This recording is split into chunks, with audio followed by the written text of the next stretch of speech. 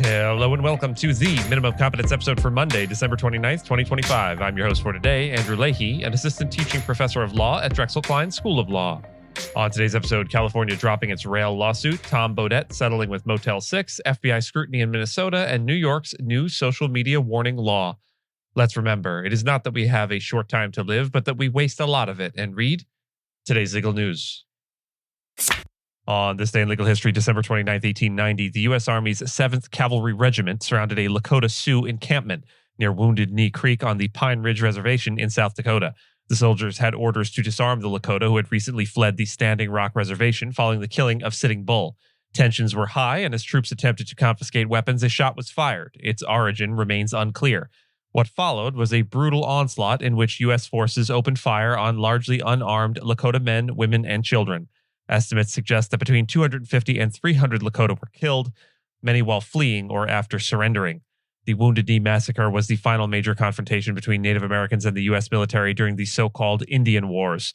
It marked the culmination of decades of broken treaties and violent enforcement of federal Indian policy.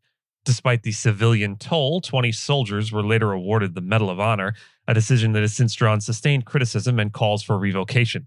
The legal status of the massacre, framed at the time as a military engagement, has increasingly been reevaluated through the lens of human rights law and treaty violations. The Lakota were supposed to be protected under treaties like the Fort Laramie Treaty of 1868, which guaranteed their land and autonomy. However, the discovery of gold in the Black Hills and growing U.S. expansionism led to the steady erosion of those promises. Wounded Knee became a symbol of that betrayal and the failure of the U.S. government to uphold its legal obligations. In 1990, on the massacre's centennial, Congress passed a resolution expressing deep regret but stopped short of issuing a formal apology. The massacre remains a central moment in the legal and political history of Native American rights in the United States. California announced that it dropped its lawsuit against the federal government over the Trump administration's decision to cancel over $4 billion in high-speed rail funding. The California High-Speed Rail Authority said the move reflected a lack of trust in the federal government as a reliable partner.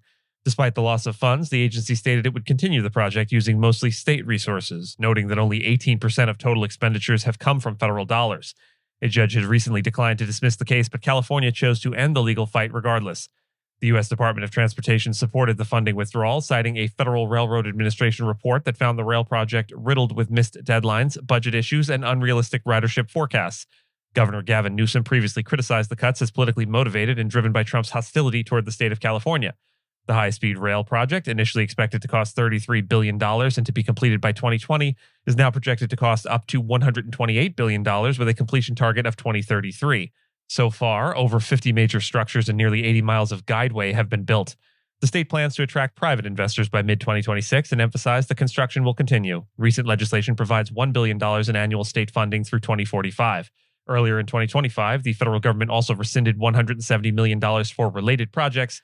Despite legal and financial setbacks, the state remains committed to building the rail line connecting Los Angeles and San Francisco. Longtime Motel 6 spokesman Tom Bodett settled a lawsuit against the motel chain after accusing it of using his name and voice without consent. Bodett, who became synonymous with the brand through his signature line, "We'll keep the light on for you," alleged the company continued using his likeness even after their professional relationship ended. The dispute arose when Motel 6's new parent company, Oyo, allegedly failed to make a $1.5 million contractual payment due in January, prompting Bodett to terminate their agreement. Despite the split, Bodett claimed his voice and name remained on Motel 6's reservation phone system, violating federal trademark law and terms of their contract. The company denied any wrongdoing, arguing Bodett himself breached the agreement, which they said nullified their payment obligation.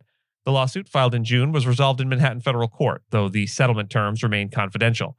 Bodett, now 70, is a well-known author and voice actor, with credits including NPR and Ken Burns documentaries. He had been the face and voice of Motel 6 since 1986 and was responsible for creating the brand's iconic tagline.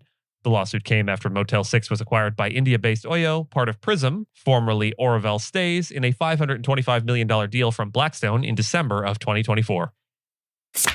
FBI Director Kash Patel announced a surge in federal investigative resources to Minnesota to probe alleged fraud involving public funds. While the FBI has offered few specifics, Patel's comments follow the circulation of a viral video showing allegedly inactive daycare centers in the state receiving government subsidies. Republican officials, including U.S. Rep. Tom Emmer and Vice President J.D. Vance, quickly amplified the video online, calling for action and linking the issue to broader concerns about state oversight. Critics, however, argue that the investigation is politically and racially motivated. The Trump administration has repeatedly pointed to Minnesota's Somali American community as the center of alleged fraud, even as immigrant rights groups warn that the pattern of enforcement suggests targeted profiling rather than impartial justice. The FBI has not clarified whether the focus on Somali defendants is supported by broader data or if the agency is treating these cases as representative of a larger trend. Governor Tim Walz's office has not yet commented, though tensions have grown between federal and state officials over the framing and scope of these investigations. Many of those charged in recent fraud cases are of Somali descent, according to federal sources cited by CBS News, but the disproportionate attention has led to accusations that the government is conflating individual criminal acts with an entire immigrant community. The lack of transparency about evidence and investigatory methods has fueled concerns that the DOJ under Trump may be using criminal enforcement as a political tool. Given President Trump's repeated attacks on Minnesota's Somali population, observers view this surge not as neutral law enforcement, but as part of a broader strategy to vilify immigrants and score political points. New York Governor Kathy Hochul announced a new state law requiring social media platforms to display mental health warning labels on features such as infinite scroll, autoplay, and algorithm-driven feeds. The law targets platform elements deemed addictive and likely to encourage compulsive use among young users. It reflects growing concerns over the impact of social media on youth mental health and follows recent actions in other jurisdictions, including Australia's ban on social media for children under 16. Under the law, platforms that operate partly or entirely in New York must comply, even if users access the services while physically outside the state. Enforcement authority rests with the New York Attorney General, who may bring civil lawsuits and seek penalties of up to $5,000 per violation. Hochul likened the labels to those found on tobacco products or plastic packaging, positioning them as a public health measure designed to inform and protect.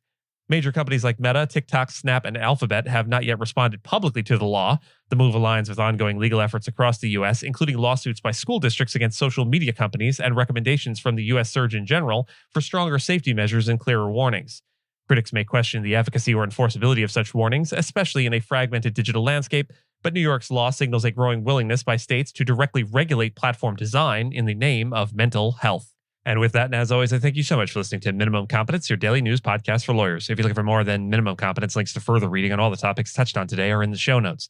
And reviews go a long way towards helping new listeners to find our show.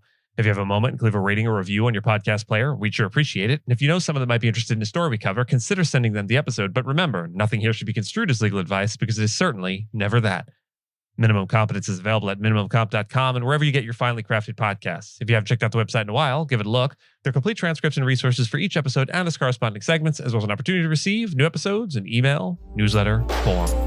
We'll see you back here tomorrow, and until then, remember, no one was ever wise by chance.